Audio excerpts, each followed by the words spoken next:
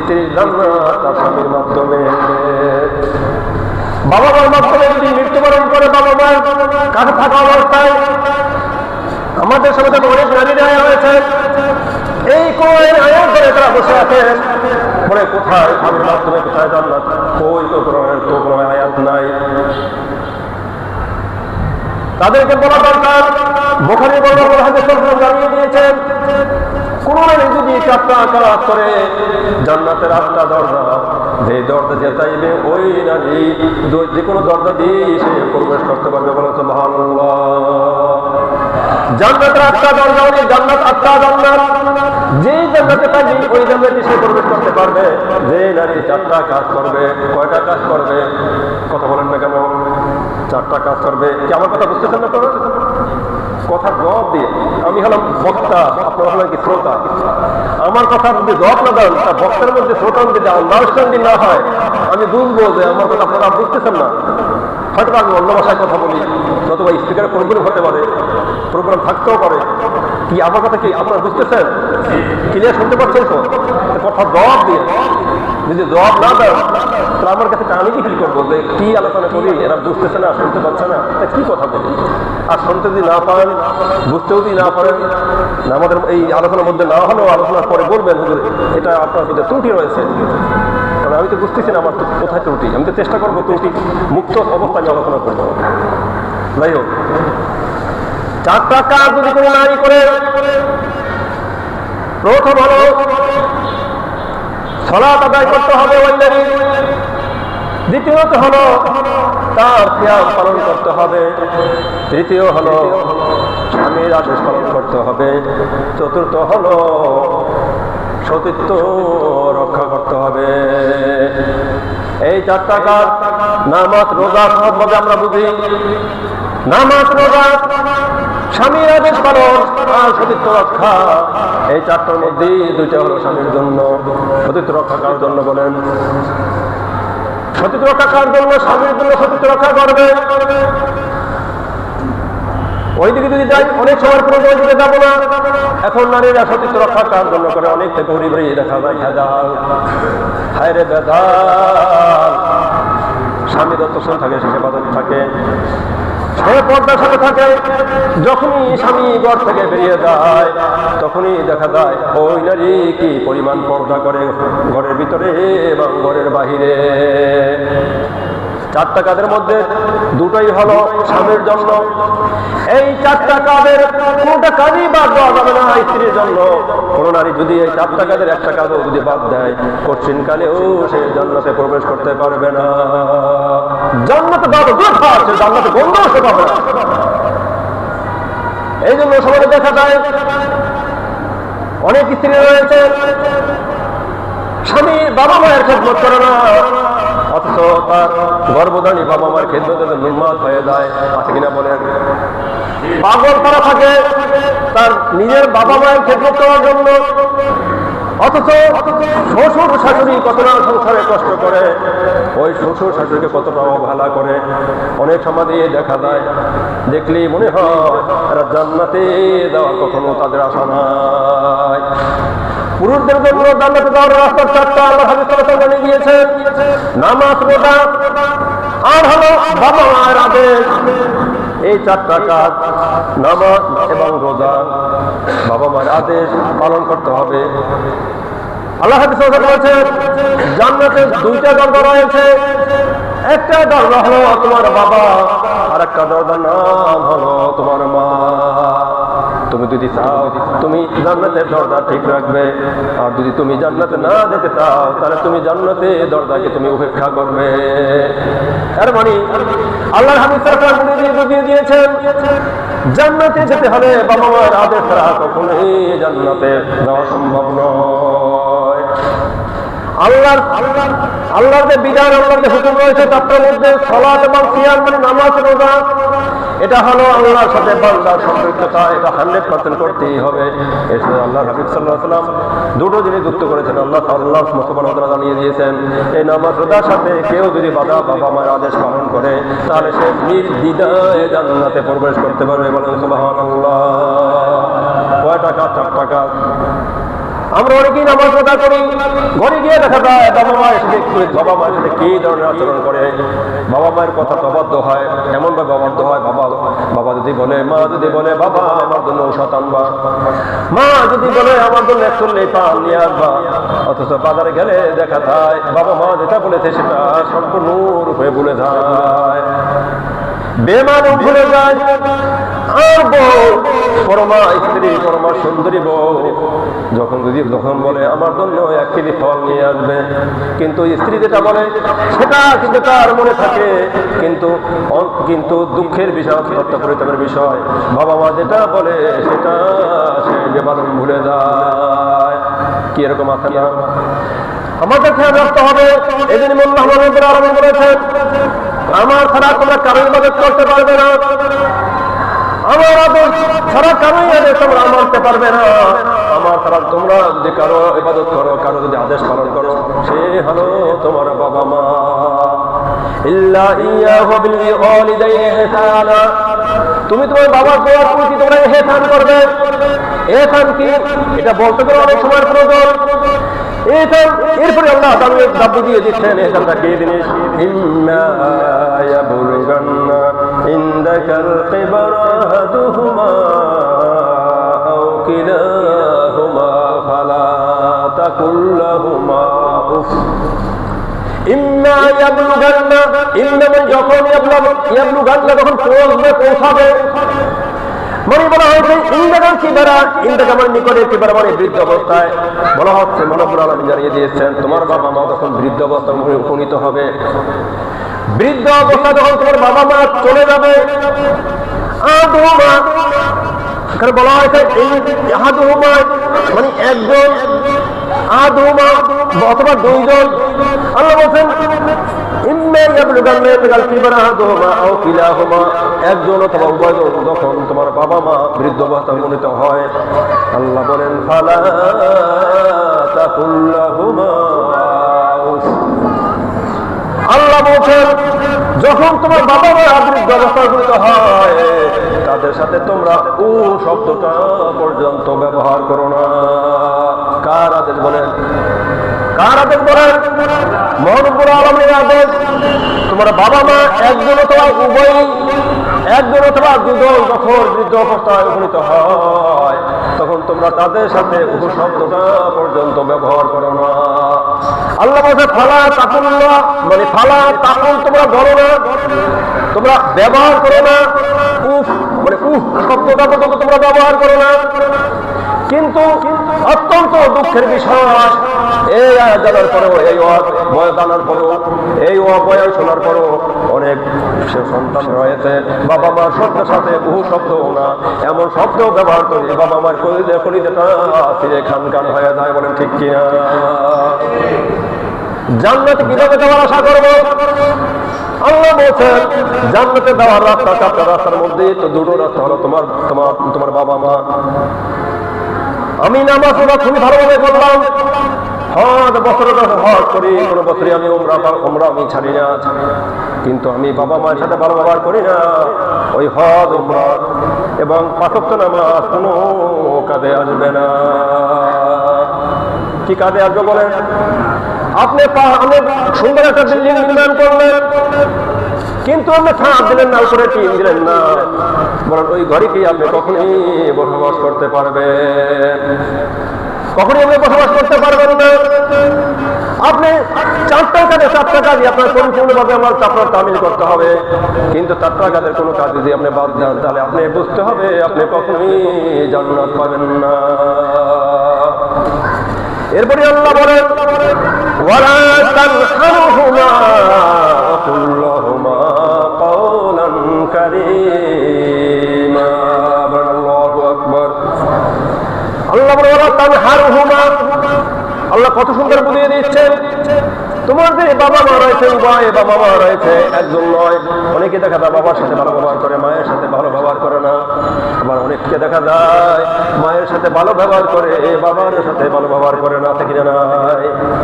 বাবা মায়ের সাথে ঝগড়া যখন বাঁধে দেখা যায় সে বাবার পক্ষ নেয়, আবার কখনো দেখা যায় সে মায়ের পক্ষ নিয়ে তার বাবার সাথে দুর্ব্যবহার করে। আছে কিনা নাই? কি আছে না? আছে কিনা বলে সমাজে? এই জন্য আল্লাহ বলছেন ওয়ালা তানহারহুমা, তানহারহুমা বলা হয়েছে, তো আল্লাহ বলে নাই তানহারহুম। একজনের কথা বলে নাই, বলা আল্লাহ বলেছেন তানহারহুমা, মানে তোমার বাবা মায়ের সাথে তোমরা ধমক দিয়ে কথা বলবে না। কি দিয়ে কথা বলবে না? ধমকের সুরে কথা বলবে না। আর ধমক কি? আমরা বাবা মায়ের সাথে এমন ভাবে কথা বলি, বাবা মা অনেক সময় বলতে পারে না, কিন্তু সে বিনা শব্দে তিনি নিজে নিজে বলে হায় রে হায়, আমার সন্তান যখন ছোট্ট ছিল, যখন শিশু ছিল, তখন মারি নাই, এই জন্যই যদি মরে যেতে পারে। যখন ছোট ছিল আমি মারি নাই, এই জন্য আমার সন্তান মরে যেতে পারে। আর এমন ধমকি নয়, এমন কথা বলে সন্তানরা। বাবা মা ভাবে আমি যদি তাকে আঘাত করতে যাই তাহলে আমি নিজে মারা পড়ে যেতে পারি। বলে ঠিক কিনা? আমি যখন আমি মারি তাহলে আমি নিজেই মরে যেতে পারি। সন্তানের হাতে অনেকেই মরতে পারে বলে এরকম আছে কিনা? সমাজে ফেসবুক খুলে দেখা যায়, পত্রিকা খুলে দেখা যায় অমুক জায়গায় বাবা সন্তান তার বাবাকে মেরে ফেলেছে, সন্তান তার মাকে মেরে ফেলেছে। এর জন্য আমি একটা হাদিস বলেছি, মানে আহাব্বালিল্লাহ, আমরা যেটাই করবো রব্বুল আলামিনের ভালোবাসায় করব। কিন্তু আমি একটা কথা বলি, আপনারা ভালোভাবে খেয়াল করে শুনবেন। এই বাংলাদেশে বা বাংলাদেশের বাহিরে সন্তান তার বাবাকে হত্যা করেছে, সন্তান তার মাকে হত্যা করেছে। কেউ কি জেনেছেন? আপনার কেউ কি জানতে পেরেছেন যে সে তার আল্লাহর ভালোবাসার কারণেই সে বাবাকে হত্যা করেছে, বা মায়ের আল্লাহর ভালোবাসার কারণে মাকে হত্যা করেছে বা বাবাকে হত্যা করেছে? এরকম শুনতে পেয়েছেন? এর মানে আল্লাহর ভালোবাসার কারণে তাকে বাবাকে মাকে হত্যা করে নাই, সে হত্যা করে হয়তো বা কোনো সম্পদের কারণে। কিন্তু আল্লাহ হাদিস বলেছেন তুমি ভালোবাসবে কাউকে আল্লাহর কারণে, কারোর সাথে শত্রুতা করবে সেটাও আল্লাহর কারণে শত্রুতা করবে। আমি শত্রুতা করব আল্লাহর কারণে, আমি কাউকে ভালোবাসবো আল্লাহরই কারণে। কিন্তু আমাদের একটু মিলিয়ে দেখেন, আমরা যাই করি না কেন আল্লাহর ভালোবাসার কারণে করি কিনা একটু বিবেচনা করে দেখেন। আমি আসার পথে দেখলাম ভাই বাড়ি করেছে, বাড়ির ভিতরে আরেকবার বাড়ি আবার ভেঙে এবার এক থেকে বাড়ি করতেছে। বাবা মা ওসিয়ত করে যায় নাই, মেয়ের জন্য সম্পদ ওসিয়ত করে যায় নাই। বাবা মারা গেছে, বাবা মা দুনিয়া থেকে চলে গেছে, ভাই তার বোনের সম্পদ দিচ্ছে না, সম্পদ না দিয়ে জোর করে ভাই সম্পদ দখল করে খাচ্ছে। অথচ সম্পদ মারা গেলে আল্লাহ জানিয়ে দিয়েছেন তার ছেলে তার ভাই কতটুকু পাবে, বোন কতটুকু পাবে, আল্লাহ নির্ধারণ করে দিয়েছেন। কোন বাবা মা পারবে না যে আমার এক ছেলে আমাকে খুব ভালোবাসে, তাকে আমি 2 কাঠা জমি বেশি দিয়ে যাব।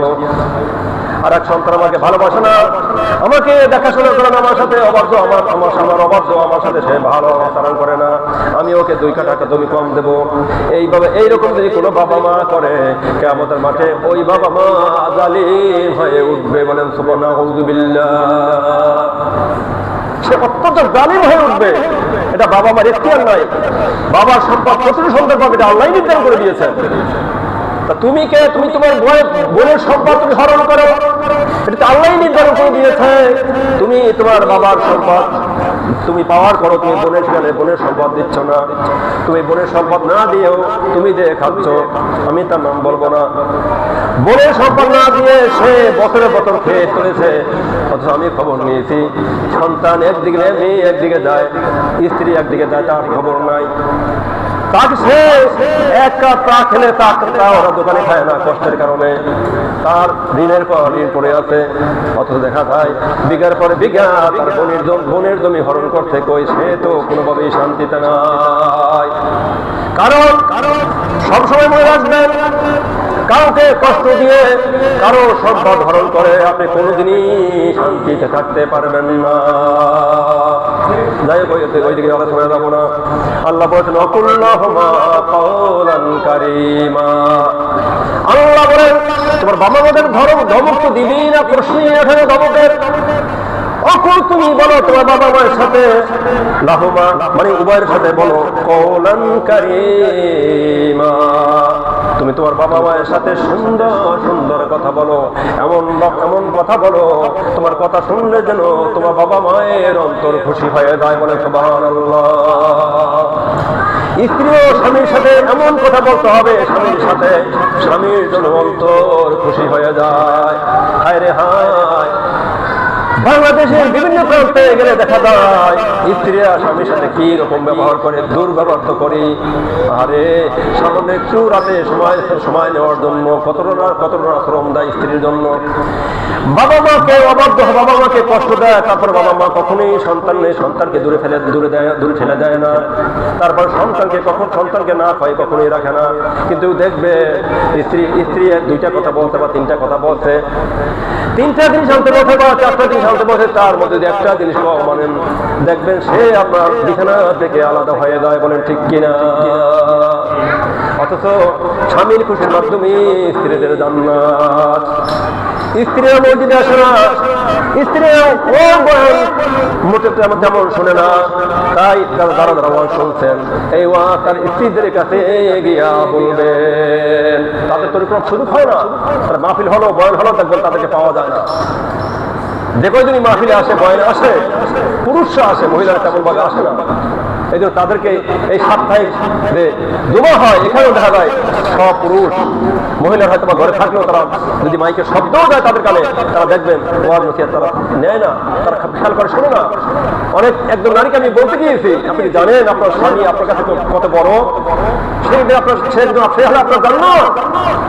সে যতই যদি কাফের হয়, মুশরিক হয়, তাকে যদি আপনি খুশি করে মৃত্যুবরণ করতে পারেন তাহলে আপনার তার মাধ্যমে আপনার জান্নাত। সময় আরো বেতন মধ্যে আলোচনা করবো। এই জন্য আল্লাহ বলেছেন, আমি ভালোবাসবো কাউকে আল্লাহর উদ্দেশ্যে, আমি কারোর সাথে শত্রুতা করবো আল্লাহর উদ্দেশ্যে। আসরে মুবাশশিরাত জান্নাতের 10 জন সাহাবী ছিল, তার মধ্যে একজন ছিল বিশিষ্ট সাহাবী আবু বুরদা। এই আবু বুরদা তিনি তার নিজের বাবাকে হত্যা করেছিলেন। হয়তো বা শুনে আশ্চর্য হয়ে যেতে পারেন, আসলে জান্নাতের সুসংবাদ দানকারী তিনি কিভাবে জান্নাতে সার্টিফিকেট পেল, বাবাকে হত্যা করে।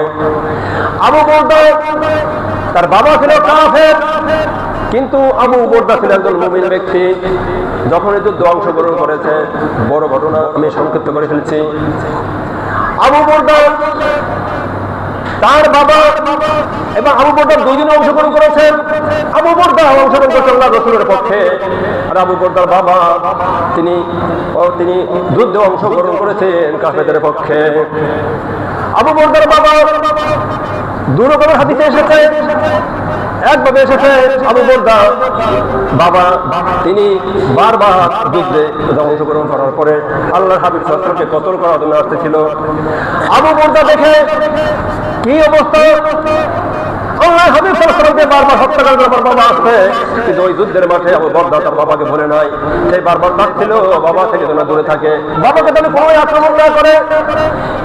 কিন্তু বাবা ক্ষান্ত হয় না, আল্লাহর হাবিব সাল্লাল্লাহু আলাইহি ওয়াসাল্লামকে কতল করার জন্য তার সামনে চলে গেছে।